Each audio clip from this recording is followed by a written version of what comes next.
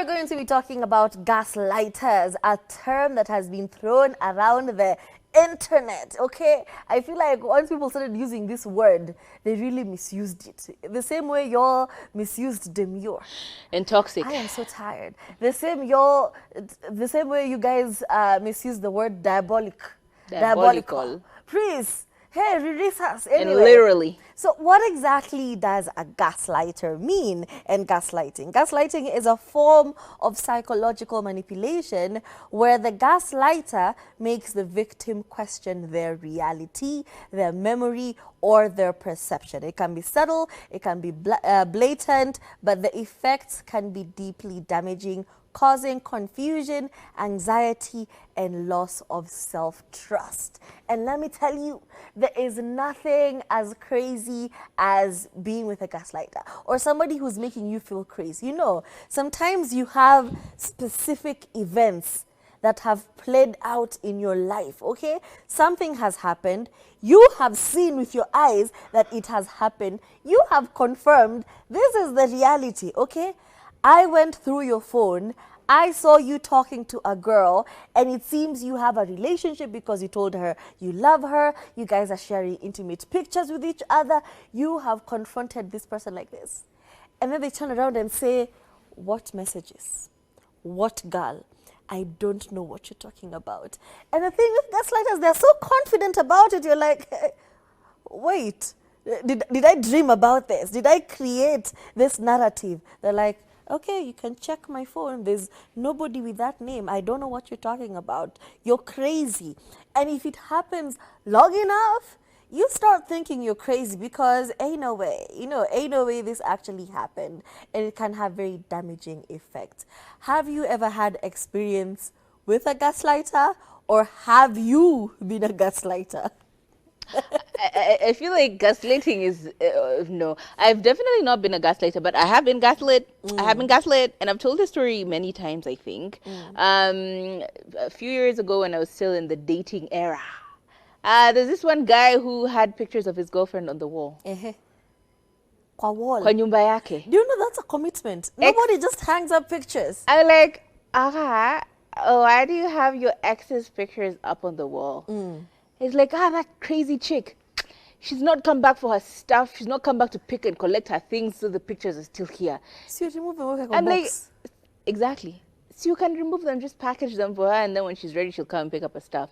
It's like, why do you have to be involved in anything? Why is this bothering you? Are you jealous? Are you feeling insecure? Do you think I'm gonna get back with her? I'm like, hey, when was this about me? Hey. How did this turn and become about me? Cause how am I the villain? Wow. How is this I'm the victim. thing? What do you mean? How is it I had another one. I'm calling you out. If you're watching, you know that was gaslighting, and you know it. I know you. Oh. Now, this particular person had mentioned that he was separated from his wife, like fully separated. I went to his house.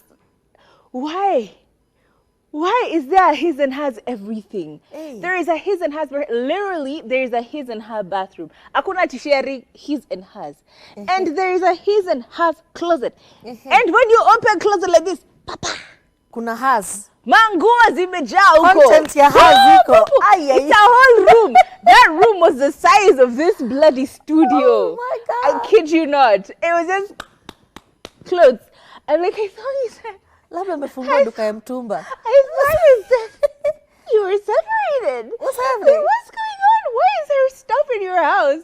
He's like, oh yeah, it's complicated. You know, we don't even need to talk about this. I don't, baby, let's focus on you. Very confused. That night, I scratched my head. Because you're like, okay, yeah, her stuff is still here, but like, I'm here, and there's no one saying anything. Like, the people who work here, no one is saying anything. Like, what's going on? I felt like I was going insane. I felt like I was going Shamba boy inapita na kuangalia tu anasema, angalia haka. I felt, girl, like, ndiwaka kengine kameletwa. I'm like, I felt like I was going crazy. I really did. And honestly, you would think that would make me leave that relationship. 5 years later, we're still together. Hey, let me tell you, if you're watching, you gaslit me and you know it. You know it.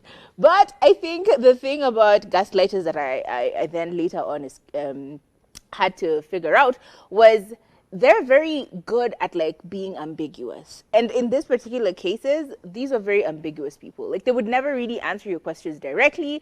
There was no precision in anything that they did. Any conversation you would have would end up becoming so ambiguous. You'd ask a question and they're like, you know what, let's sit down and talk about it. And when you sit down, your story lipotea kitambo, you try to bring it up, it's gone. You never really get your answers. So the tactic with that is use that against them. If a gaslighter is never going to be precise or be clear about an answer when it comes to responding to things, just keep asking direct questions. Keep asking direct questions. Yeah, eventually I found out, maybe 5 years later, but I still found out this man was married. But, well, he was married, but they lived in different countries. Yeah, so it was kind of like a separation, but it wasn't technically a separation. They just lived in different countries. They lived their own lives. But yeah, ultimately he said, married, doesn't matter which country you live in. Married is there. It's right there. You are a married man. So ask precise questions. Even if they try and like run around, just ask precise questions. And I feel like when you're dealing with a gaslighter, the thing you should really do is maintain composure. Absolutely. Because sometimes when somebody is gaslighting you, they want to throw you off the scent. They want to make sure that you're not going to confront me about this. They want to make sure that they have the upper hand. And when you confront somebody about something and they give you a completely different narrative, it's usually with the objective of, you know, getting a rise out of you, an emotional rise out of you, so that you're so discombobulated by what is going on, you completely forget and you start questioning yourself and you're all emotional about this and you're just like, but I saw you, but I did this. And it becomes an argument. No, it was not. No, I have never. No, no, no, no, no, no, no, no, no. You know, and it just becomes a crazy thing. And now it's a fight and it has completely taken away from what exactly were we fighting about? What exactly is the problem? So for you to deal with this person, maintain composure, okay? Don't start shouting. Don't start screaming. When they say, this is the way it is, you're like, hey, this is what I saw. I am not a mad woman. This is what happened. This is what you have done. And for you to kind of give me a different narrative is a bit crazy. What the hell is that? What are you trying to do? So just be very composed. Don't give in to the pressure of screaming. Yeah, another one, because I feel like the arguing, avoiding quarreling and arguing with them is a good idea. However, also make sure that you refuse to be gaslit. Now, the discombobulation, sorry, and the alteration of realities is quite frequent and a huge marker in a gaslighter. Therefore, anytime a person is trying to gaslight you or lie to you about something, for example, if this person is constantly lying and trying to distort things for what they are, as Duri has given an example of, hey, I saw these messages on your phone. Instead of you now going into a situation where you're like, oh no, but I saw it, getting into the quarrel, how about you just make a very clear boundary, put a very clear boundary in place. You're like, hey, look, I saw the messages on your phone. They were really, truly there when I checked. And if I do end up seeing messages like these again on your phone or a conversation like this again on your phone, I will leave. Or there will be issues. We will have to seek counseling. We will have to have a very clear boundary put in place. If you continue to try and confuse me, and if you continue to try and distort what I'm trying to tell you right now, I will no longer have this conversation with you. Like, I will immediately stop having this conversation with you. So if you want us to get to a resolution at some point or another in this conversation, stop telling me things that aren't true. Stop lying to me. Stop changing the narratives. And very, very importantly, even outside of that, because that could lead to a power struggle. Again, gaslighters like to be in control. Like, they like to be fully in control of not just the information that is coming to you, but they want to be in control of your mental faculties. They want to be in control of your emotions. They want to be in control of everything so that they can be able to wade their way through. So when you start to realize that this is happening quite a bit, try and maintain a boundary within yourself mentally.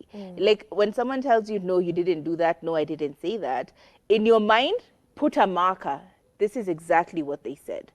Don't let them manipulate you and let you forget or change your mind about something. If you believe that that's what you said, try and keep that very, very clearly in your head and maintain it that way, because it will help with like now adding on to other things, so that it gives you enough courage to be like, yeah, I'm not the crazy person here. I'm not the insane person here. You are, and leave that relationship. Yeah. So try and create very clear boundaries mentally, emotionally, and verbally, so that you're able to like have what do you call it, have substantial reasons to wanting to leave this relationship, or to explaining to someone else who's outside of this conversation. Yeah. And I feel like so that you don't, start arguing and quarreling, and that, that emotional situation just takes away from the argument. I feel like when somebody is trying to warp your reality of what is happening or what you know, try and just say, hey, this is my perspective. This is how I am seeing it. You may think that telling your colleague she has a nice ass is friendly banter, but my perspective is I feel disrespected because why are you being sexual with another person? That makes absolutely no sense. Or say, hey, I think I remember that differently. Just be very assertive in what you know is right, in what is making sense to you in the moment. And it takes a lot of, self-regulation and a lot of critical thinking and strategic planning. You're always doing something. And if you find yourself always jumping through hoops to stay on top or to make sure you're not being lied to, surely is this a relationship you want to be in? Is this a situation you want to be in? Your mind is always on. It's always calculating. Personally, when I'm with my partner, I kind of shut down a little bit. Even if you ask me 1 + 1, I'm like, babe, 1 + 1 me. Because that's not the space you want to be in. You're not always thinking about what you're going to do next, how you're going to do this, how you're going to execute this. That's just too exhausting, and unfortunately, gaslighters can also be parents, can also be relatives. So if you find yourself in such a situation, these days people are going no contact. You can go no contact with your relatives, with your siblings, and just say, hey, you're too much for me right now. I'm going to take a little break on us, and then I'll be right back when I'm okay? 3 months, 6 months, even if it goes on forever. But as long as you're at peace, that is all that matters. If you find yourself in a romantic relationship where this is going on, please, the planet is full of 8 billion people and growing. Why do you think your soulmate is Kamau? Okay? Have you gone to Uganda? Have you gone to Congo? Have enough strength to leave a situation that is not serving you anymore. Yeah. I hope we've helped you out, but we've come to the end of the show. And in case you have any more tactics to deal with gaslighters in a relationship, please let us know on our socials at Kathomi, at Turife. We'll see you tomorrow. Bye.